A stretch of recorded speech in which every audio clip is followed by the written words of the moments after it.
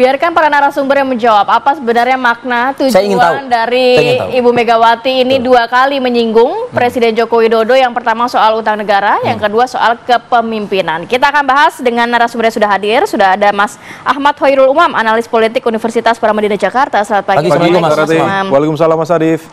Dan juga sudah bergabung bersama kami Bang Andreas Hugo Pariera, politikus senior PDIP, dan juga Bang Ade Irfan Pulungan, tenaga ahli utama kepresidenan. Selamat pagi.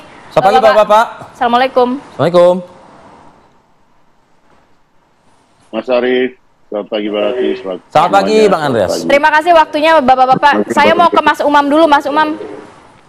Mas Umam mengutip sedikit pernyataan dari Ibu Megawati. Saya kan bilang mau nyari apa lagi sih? Saya ngomong sama Pak Jokowi, kalian pemimpin ya, itu harus menjalankan apa yang dipikirkan dan dituliskan oleh para pendiri bangsa, bukan kita bikin versi-versi. Nah, ini kan akhirnya banyak spekulasi yang beredar di masyarakat kan, berbeda pandangannya. Ini kalau dari sisi Mas Umam, apa sih tujuan dan juga maksud Bu Mega ini? Iya, tentu yang bisa menjawab Bu Mega. Bisa dimaknai apa mungkin ya oleh Mas Umam? Suasana kebatinannya ya. Suasana kebatinannya itu yang kemudian menjadi multi interpretable. Tapi begini, bahwa kemudian statement ini disampaikan ini ada titik beda dibanding yang sebelum-sebelumnya. Kalau sebelum-sebelumnya Bu Mega itu termasuk yang sangat keras, cukup ofensif yang sebelum-sebelumnya. Ofensif. Kalau yang sekarang itu relatif keras, tetapi tidak sekeras yang sebelumnya. Tone-nya berbeda. Tone-nya berbeda. Nah, berbedanya kalau yang sebelumnya keras, tapi sama sekali tidak menyebut siapa yang menjadi titik sasaran tembak. Kalau sekarang tone-nya agak light, tetapi disebutkan satu nama. Dua kali disebut bahkan. Dua kali. Dan ini oleh teman-teman media dianggap sebagai momentum pertama bagaimana Bu Mega kemudian menyebut nama Pak Jokowi secara langsung.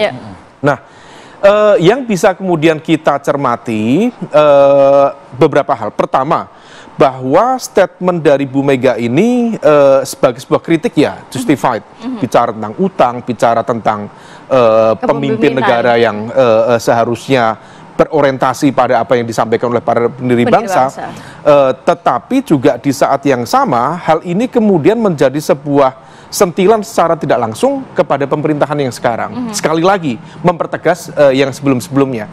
Nah, adapun kenapa kemudian Bu Mega seolah kemudian kali ini merasa perlu menyebut nama Pak Jokowi, barangkali ada beberapa situasi. Pertama, kemungkinannya adalah terjadi titik eskalasi konflik yang semakin terbuka. Oleh karena itu, contoh-contohnya terkait dengan pemanggilan KPK oleh Sekjen PDIP, bahkan Bu Mega sendiri menyampaikan jangan-jangan saya akan dipanggil juga kan. Nah, itu sebagai sebuah early warning system, sekaligus juga wake up call bagi lingkaran kekuasaan di PDIP untuk berhadapan-hadapan dengan pemerintahan yang sekarang. Nah, barangkali eskalasinya semakin terbuka.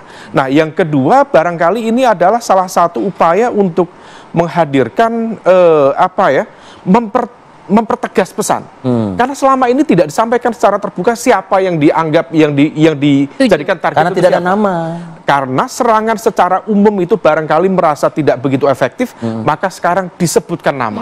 Nah, disebutkan nama itu adalah salah satu upaya untuk melokalisir secara langsung bahwa ini kritikannya diarahkan kepada pemerintahan sekarang, konteksnya khususnya adalah Pak Jokowi itu sendiri. Maka ini menjadi cukup menarik karena bagaimanapun juga seolah ini mempertegas bagaimana kemudian positioning antara Bu Mega dengan Pak Jokowi dan apa yang dirasakan. Jadi tadi suasana kebatinan di internal teman-teman PDIP tampaknya sedang bersiap untuk berhadapan secara diametral. Tanda kutip perang terbuka tadi ya. Kekuasaan yang ada saat ini. Benarkah seperti itu kalau mendengarkan tafsir dari Mas Umam, Bang Andreas Hugo Pariera?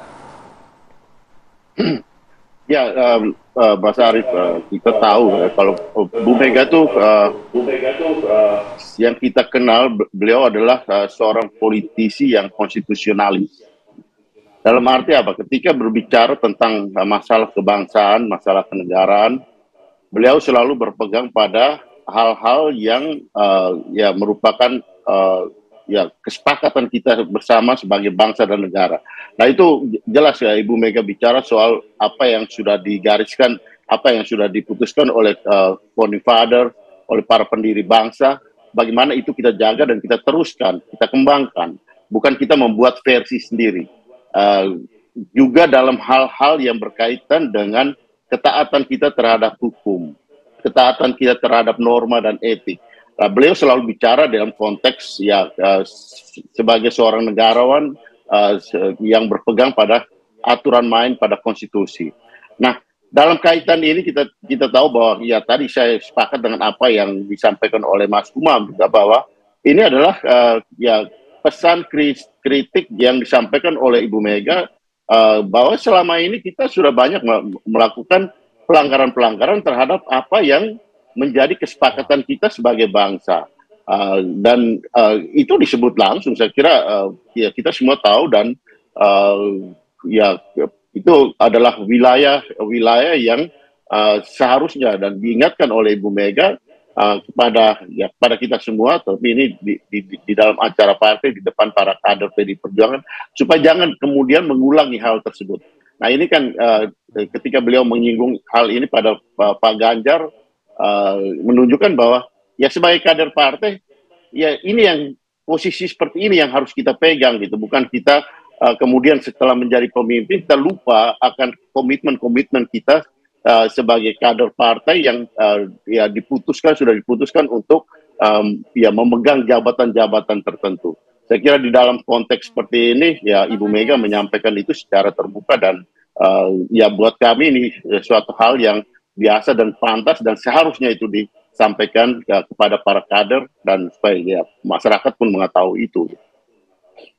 Bang Andreas, nanti mungkin boleh juga ditanggapi, apakah memang sempat ada pernyataan dari Bu Mega bahwa sudah ngomong dengan Pak Jokowi? Apakah bisa dimaknai oleh masyarakat sebenarnya komunikasi itu sudah dilakukan sebelum Bu Mega menyatakan itu di ruang publik? Nanti tanggapannya seperti apa, dan juga dari Bang Irfan seperti apa, kita akan kembali saat lagi, tetap bersama kami.